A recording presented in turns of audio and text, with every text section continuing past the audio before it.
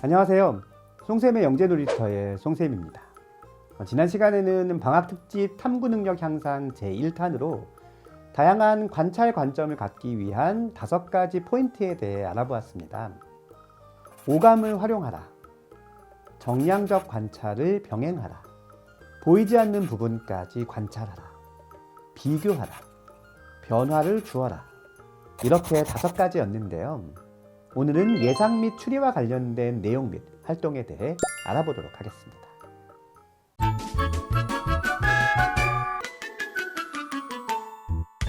탐구에서 가장 기본이 되는 것은 관찰인데요.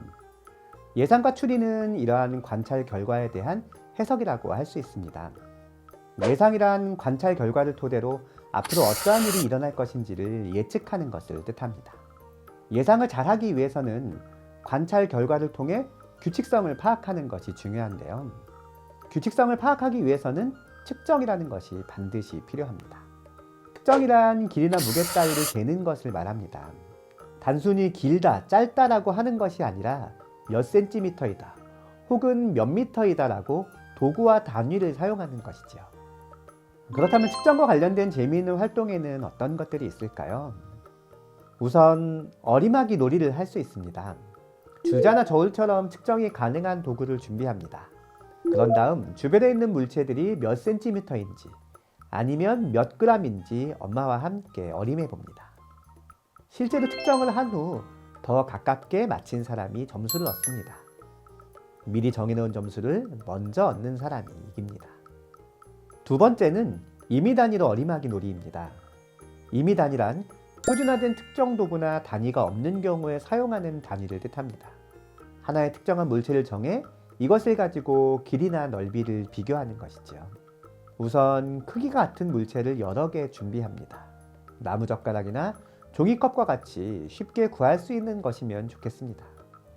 엄마가 바닥에 누우면 아이는 종이컵이나 나무젓가락을 엄마의 키만큼 올려놓습니다. 그런 다음 사용한 나무젓가락이나 종이컵의 수를 기록합니다. 엄마의 키뿐만 아니라 인형이나 동화책처럼 아이가 좋아하는 다양한 물건들의 길이를 나무젓가락이나 종이컵으로 측정하는 놀이입니다. 나무젓가락이나 종이컵 대신 두루마리 휴지를 사용할 수도 있습니다. 나무젓가락이나 종이컵은 일자로 촘촘히 놓기가 쉽지 않습니다. 그러므로 이러한 물체 대신 두루마리 휴지를 사용하면 칸수를 쉽게 셀 수 있습니다.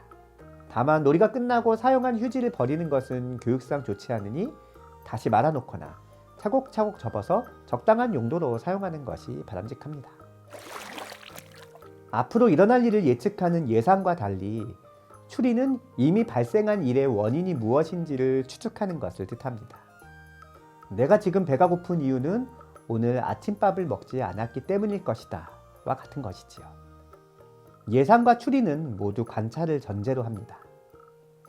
예상은 관찰 결과를 통해 앞으로 일어날 일을 예측하는 것이고 추리는 관찰 결과를 보고 원인을 짐작하는 것이기 때문이지요. 그러므로 관찰을 한 이후에는 예상과 추리가 모두 가능합니다. 그렇다면 이제부터는 예상과 추리가 모두 가능한 엄마표 활동을 해보겠습니다. 우선 쟁반이나 도마와 같이 빗면을 만들 수 있는 판자와 크기가 같은 캔 음료수 2개, 두루마리 휴지 1통을 준비합니다. 캔 음료수 중 1개는 음료를 마시고 빈 캔으로 둡니다. 아이와 함께 나누어 마시거나 아니면 따로 컵에 따라 놓은 후 실험 후 마셔도 좋을 듯 합니다. 2캔 음료를 관찰하여 공통점과 차이점을 찾도록 합니다.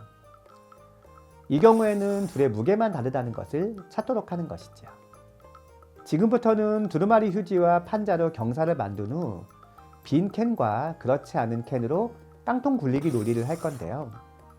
우선 놀이를 하기 전에 2캔이 어떻게 굴러갈지 아이에게 예상해 보라 합니다. 예상이 끝나면 각각의 캔을 굴려보고 관찰한 결과를 글로 적습니다. 글씨를 아직 쓰지 못하는 아이는 엄마가 아이의 말을 적어 놓도록 합니다. 아이의 관찰 결과가 다음과 같다고 해봅시다. 지난 시간에 배웠던 다양한 관점들을 생각하면서 적으면 더 많은 관찰 결과를 적을 수 있겠죠? 이제는 2캔을 동시에 놓고 굴려보겠습니다. 물론 그 전에 어떤 캔이 먼저 도착할지 예상해 보는 것이 필요하겠죠. 예상이 끝나면 실제로 두 캔을 동시에 굴립니다. 음료가 들어있는 깡통이 먼저 도착하네요. 마지막으로 왜 음료가 들어있는 깡통이 먼저 도착했을지를 추리해 보게 하면 되는데요. 둘의 차이는 무게밖에 없으니까 깡통의 무게가 굴러가는 빠르기에 영향을 주었을 것이다 정도로 추리할 수 있겠네요. 앞에서 배운 측정을 통해 활동을 좀 더 풍성하게 할 수도 있습니다.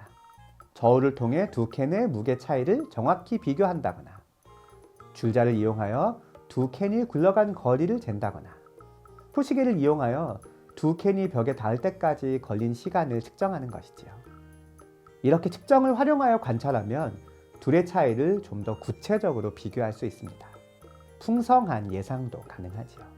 가령 빈 캔이 50g, 음료수가 들어있는 캔이 100g인데 빈 캔이 50cm, 음료수가 들어있는 캔이 100cm를 굴러갔다면 음료수를 반만 채운 캔은 75cm를 굴러갈 것이다 와 같이 예상할 수 있다는 것이죠.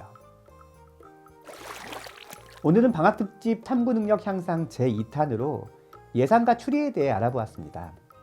다음 시간에는 집에서 쉽게 구할 수 있는 재료로 아이의 탐구 능력을 키워줄 수 있는 쉽고 간단한 탐구 실험들을 소개해 드리도록 하겠습니다.